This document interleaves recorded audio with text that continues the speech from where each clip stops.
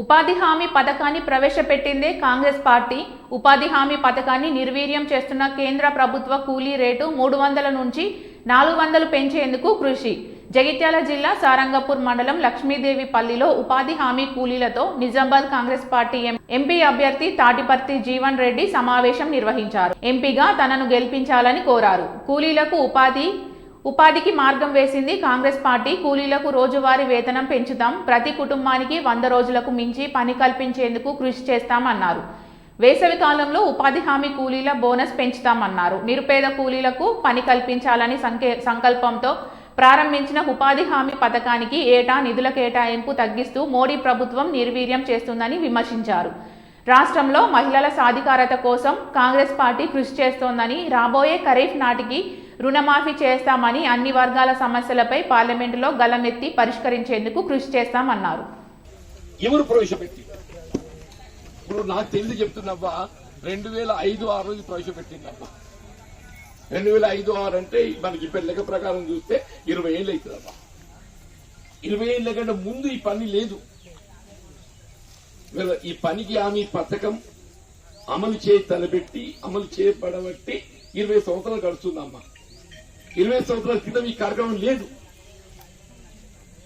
20 సంవత్సరాలు అంటే అప్పుడు ఏదైతుందో దేశంలో కాంగ్రెస్ పార్టీ ప్రభుత్వం ఉండేనమ్మా అధికారంలో. దేశంలో కాంగ్రెస్ పార్టీ ప్రభుత్వం అధికారంలో ఉండే. గ్రామీణ ప్రాంతంలో పల్లెటూళ్ళలో ఏదైతున్నదో ప్రధానంగా మనం వ్యవసాయ కూలీలు ఉంటున్నాం. ఇక్కడ వ్యవసాయ కూలీ అనేది కేవలం మనకు నాట్లప్పుడు కలపప్పుడు పని ఉంటుంది. ఎప్పుడు పని ఉంటుంది? నాట్లప్పుడు కలపప్పుడు పని ఉంటుంది. నాట్లు కలిపైపోయిన పని ఉండదు కదా. ఇప్పుడు వ్యవసాయం పని లేని సమయం లోపల ఏదైతుందో గ్రామీణ ప్రాంతంలో ఉండేటువంటి వ్యవసాయ కూలీలు వాళ్ళ ఆడగానే మొగగాని ఏదైతుందో వాళ్ళ పని చూపెట్టే ప్రభుత్వం అధికారంలో ఉండే.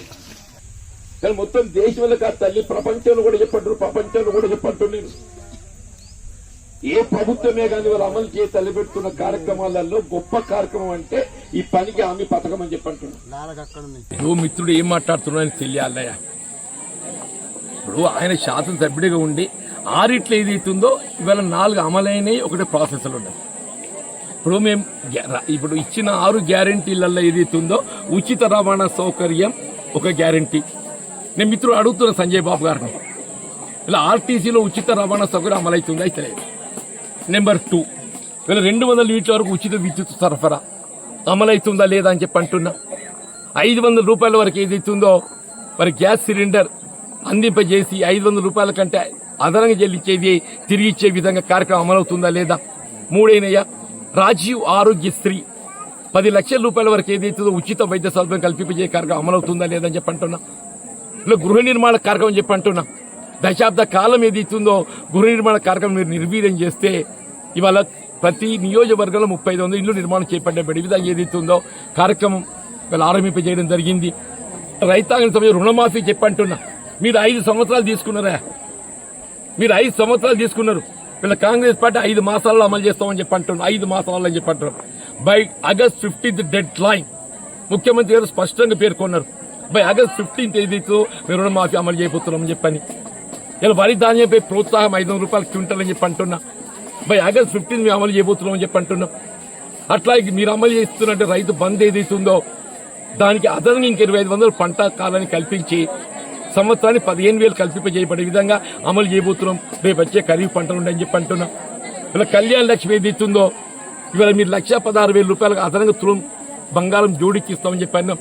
ఇవాళ మీ పంచాయతీ ఉండే ఒక ఈ కళ్యాణ లక్ష్మి షాదీ వారి చెక్కులు ఎప్పటికైనా మీ బకాయిలు వీళ్ళు చెల్లింపు చేసేది ఎప్పటి మీ బకాయిలు అని చెప్పి అంటున్నా. గత ప్రభుత్వం పెండింగ్ పెట్టి చెల్లింపు చేయని వీళ్ళ కళ్యాణ లక్ష్మి బిల్లులు ఏదైతుందో చెక్కులు ఏది వాళ్ళు పంపిణీ చేస్తున్నాం. డిసెంబర్ 7th వెళ్ళి జరిగే కళ్యాణాలు పెళ్లిళ్ళన్నీ కూడా 1,16,000 తోడు అదనంగా తులం బంగారం జోడికి ఏదైతుందో అమలు చేయబోతుంది ఈ ప్రభుత్వం చెప్పంటున్నాం.